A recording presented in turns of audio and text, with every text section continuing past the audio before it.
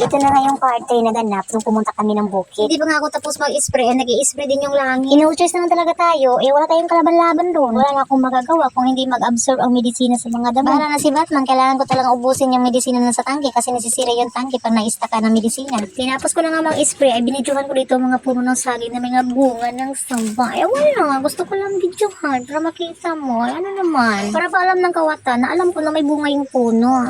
Baka naman makita nila ito. May schedule nila kung kailan naman nakawato, no?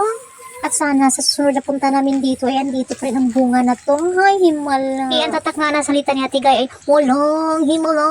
Magkalapit nga itong dalawang puno na may bunga. Sana naman pagpalain tayo kahit isa. Hindi sa ayaw ko itong pinipita.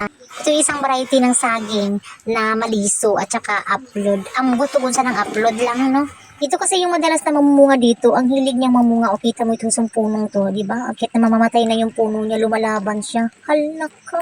Ganyan din ang buhay. Kahit na marami tayong pinagdadaanan, ay patuloy tayong lumalaban. Ay, hugot pa man. Iyan kasi ang mga realidad ng ating mga buhay-buhay ngayon. Nasisiyahan talaga ako dito sa pag-voice over kasi may ikukwento mo talaga ang gusto mong ikwento, ganun. Wala lang, madaldal lang ako, gusto ko lang magkwento. Ano naman, ang napapasaya pa nga dito ngayon ay itong kabilang lupa. Ano ba yung kabilang lupa? Yung silingan ba? Kapitbahay? Oo, magbabakod na sila. Yan, naglilinsa na sila, may nylon na. So, ibig sabihin, magbabakod na yun. So, ibig sabihin, yung auntie ko, hindi na siya magbabakod dyan kasi binabakura na yung kabilang lupa ng may-ari. So, yun na nga yung kwento ko, hindi ko napahabain, bahala na sila dyan. Ngayon, pauwi na kami, umuwi na nga kami, dito na kami, umabot na kami sa bahay, basang-basa sa ulan. Thank you, bye, like and share, follow!